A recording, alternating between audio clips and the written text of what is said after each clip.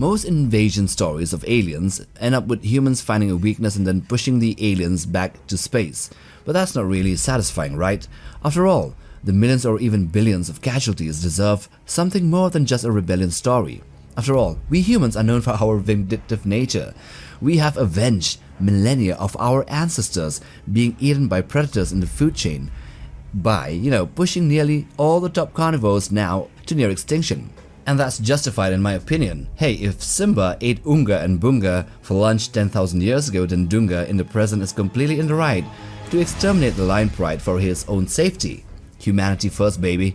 Anyway, on that note, here are 10 times that humanity takes the fight back to the aliens and takes revenge for the aggression they initiated on our species. Let's get to it. The first story is in Ender's Game. Here, the Formics are an insect-like alien species that invaded Earth in the 21st century. When they came to Earth, the Formics didn't realize that humans were sentient beings because we didn't really exist as a hive mind, and because of this mistake, they attacked, and 2 huge wars followed. These wars costed millions of human lives and motivated the survivors to take the war into the stars and to the homeworld of these aliens. In the final war, young Ender Wiggin is trained to command Earth's fleet. But then he believes that he's playing a strategy game, a simulation, but in reality, he was unknowingly commanding real ships attacking the Formic homeworld. And there, using the molecular disruption device, almost wiped out the entire species. Only afterwards does he learn the truth and that the Formics never really meant to start a war and were trying to apologize. The Formics, however, weren't really totally extinct, as a single surviving Formic queen hides a larva with her memories in a cave and communicates with Ender Wiggin through dreams. She asks him to help her species find a new home, and then Ender takes the last queen's cocoon and searches the universe for a safe planet where the Formics can live again, free from a vengeful humanity. The next instance is seen in Humanity Lost, which is a world-building project and a graphic novel series by artist Callum Diggle. Humanity here has become a hive species with a godlike artificial intelligence, and are now the most dangerous life forms in the galaxy full of aliens. In the beginning of the 26th century, humans populated every major celestial body in the solar system, and then began colonizing planets in other star systems. This resulted in humans being attacked by a conglomerate of allied alien races after humanity accidentally attacked one of the sentient species that belongs to the group. Humans were nearly wiped out without mercy. There were no conventions or treaties. This changed the human race to the core, which in desperation activated a newly developed AI that then absorbed all of humanity into it and acted as the overlord and the hive mind of man. Although here humanity lost what it meant to be human, the species, or at least the bioforms created by the AI hive, began outward expansion, converting conquered planets into womb worlds which produced more and more terrifying human bioforms and killing off multiple alien races in the process, some as vengeance for the previous genocide and others just because the hive had an unstoppable expansion motive.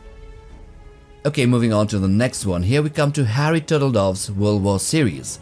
Here an alien species called the Rays attacks Earth in 1942.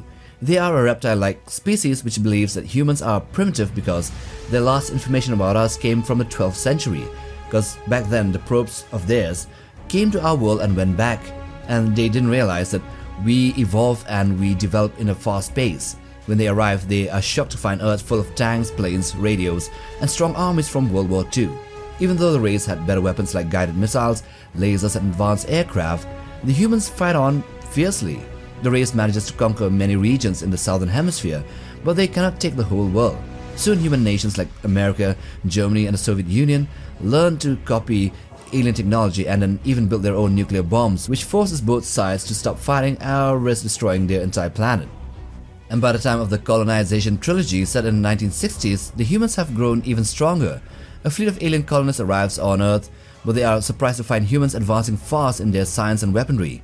The Germans even fight a nuclear war against the Rays, proving that humans are no longer weak. Over time, humanity learns faster than the aliens and builds starships that can travel faster than light.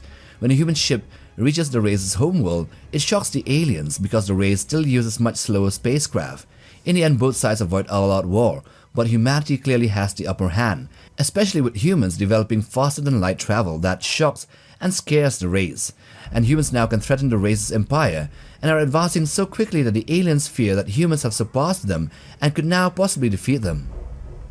Now, if you're a fan of our channel, you'd know that we sometimes cover All Tomorrows, the work by C.M. Koosman. Here we would see an alien race called the Q, which were an ancient alien hive mind so old and powerful that they have been traveling through the galaxy for nearly 1 billion years. When they discovered humanity, they saw humans changing their world with technology, and the Q felt insulted. Their religion said only they were allowed to reshape life and planets, so instead of talking or trying peace negotiations, the Q conquered Earth easily and began experimenting on humans like lab animals. They used their advanced genetic powers to break humanity apart, turning people into many new species with many different bodies, minds, and purposes. After they finished remaking humanity to fit their beliefs, the Q simply moved on, leaving behind hundreds of worlds filled with their post-human experiments. But millions of years later, the descendants of these remade humans slowly rose up again. Different human offshoots like the astromorphs, the terrestrials, the new machines and subjects grew powerful and eventually formed a gigantic united empire across the galaxy. They advanced so fast that they could travel to other galaxies and reshape entire star systems. When they finally met the Q again, they were no longer the weak star people the Q had once conquered. In a massive, almost unimaginable war, humanity's descendants defeated the Q and avenged their ancient ancestors. No one knows exactly what happened to the Q afterwards. They might have been wiped out, or they simply might have been enslaved. But what is certain is that humanity's descendants brought low the Q's age of dominance. So now moving on, we come to Larry Niven's Footfall. Here there is an alien race called the Footfall that attacked Earth with an intention to conquer it. This is because their species believes that when two groups meet, they must fight until one is clearly dominant. They attack human cities, destroy space stations, blast military bases, and even drop a giant asteroid into the Indian Ocean, killing millions and wiping out India. But instead of giving up, humanity unites and fights back harder than the aliens expected. The United States secretly builds a massive nuclear-powered warship called Michael, which launches into space and battles the alien mothership. At the same time, human captives sabotage the alien engines from inside. With their ship crippled and nowhere to run, the Footfall are finally overpowered. In the end, the Footfall realize humans are the stronger herd. According to their own traditions, the losers must submit to the winners. Their leaders perform the formal surrender pose, letting a human place a foot on their chest. This means the Footfall now accepts humans as their masters, so humanity takes back its world, earns total dominance, and forces the Footfall to become part of the human herd, an enslaved species. Next, surprisingly, here we also have Pacific Rim. In the story of Pacific Rim, the movie, the precursors spent years sending gigantic kaiju through the breach to wipe out humanity and prepare Earth for takeover. They see humans as weak and believe their monsters will crush all resistance. But at the end of the movie, the Jaeger, Gypsy Danger, pushes through the breach and actually reaches the precursors' home dimension. Once inside, they turn the Jaeger's nuclear reactor into a massive nuclear bomb. The explosion destroys the entire gateway structure and blows apart a section of the precursor's world. This moment is basically humanity's revenge. It's flipping the bird to an ancient advanced species. For the first time, humans aren't just defending themselves, they take the fight directly to the beings who started the war. Although this didn't end the war, this was a great feeling of vindication, in that the precursors were made to feel the same type of suffering they caused on humanity after years of kaiju attacks. Next, we move on to Falling Skies. Humanity's vengeance against the Espheni in Falling Skies comes in the form of a complete reversal of the invasion. The aliens who once nearly wiped out the human race ended up entirely being destroyed by humans.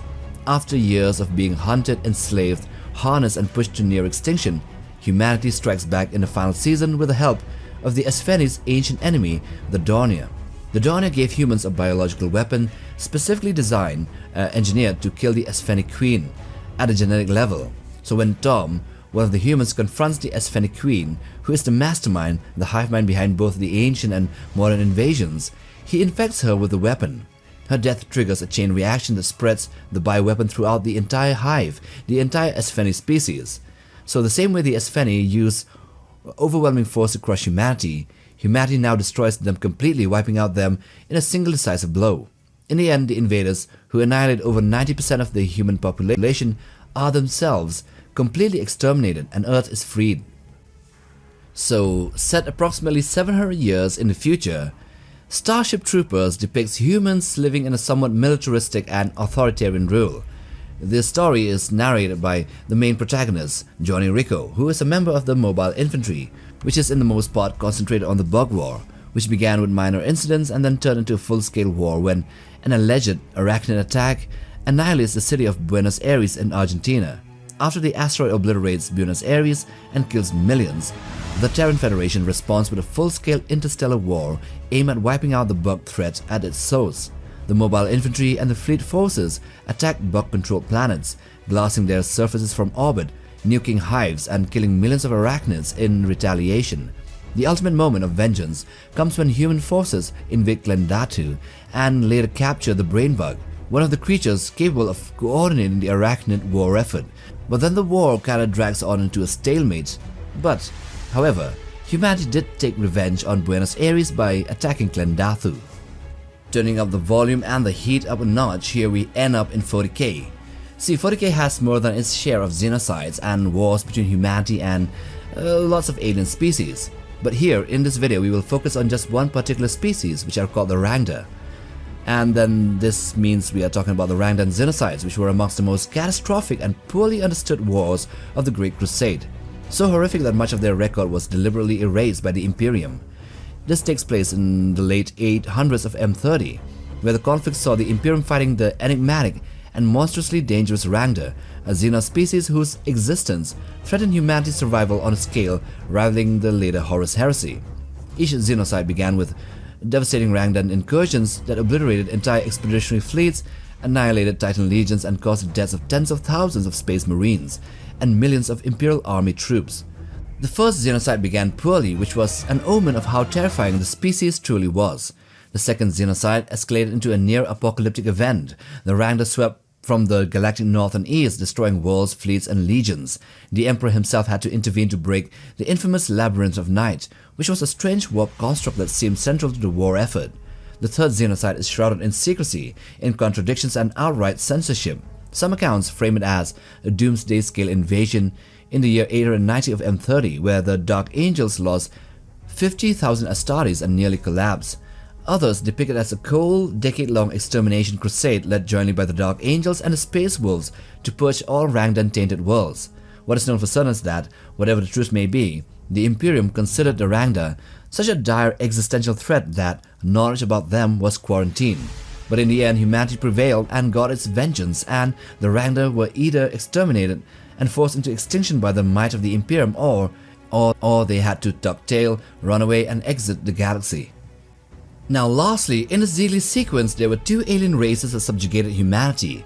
The first was the Scream. These aliens arrived in the solar system as friendly traders, but then the moment they realized humanity lacked hyperdrive, the entire tone shifted. Overnight, the Scream attacked across Earth, destroying cities and conquered our species. But millennia later, when humans finally possessed FTL, the Scream had to withdraw. Humanity flipped the table and conquered the Scream in return, turning them into living translation devices, using their hive-linked minds to bridge communication gaps between species. The Scream became victims of humanity's expanding civilization, reduced from mighty beings into just being a toolkit in service of the humans they once ruled. The second species was the Cracks, which ended up in a big never-ending rivalry with humanity. They first conquered our species, but then we got back at them by destroying their sun and chasing them away from the galaxy. And in the end, the Cracks and humanity became the worst of enemies till the ending of the universe. And with that, we end this video on the 10 times humanity takes revenge on alien invaders. Now, do hit the like button for support and also for the ones holding their phones in their hands. If you see the hype option, kindly press it to support us, cause that'll push the content further to other viewers. Well, that's what I think. Anyway, subscribe to be a part of Legion Nutbug, and till the next time, take care, boys.